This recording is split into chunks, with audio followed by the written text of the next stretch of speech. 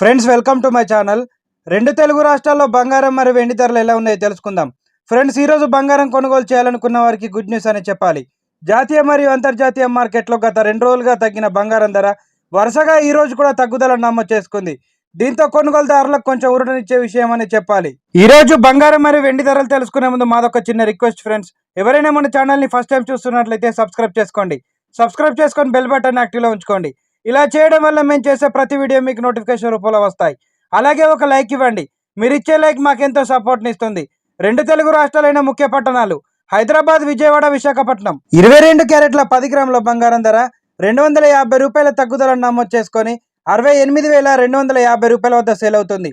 22 క్యారెట్ల 8 గ్రాముల బంగారం ధర 200 రూపాయల తగ్గుదలను నమోదు చేసుకొని 54,600 రూపాయల వద్ద సేల్ అవుతుంది.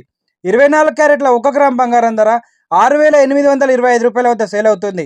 24 క్యారెట్ల 10 గ్రాముల స్వచ్ఛమైన మేలింగ్ బంగారం ధర 280 రూపాయల తగ్గుదలను నమోదు చేసుకొని 74,450 రూపాయల వద్ద సేల్ అవుతుంది.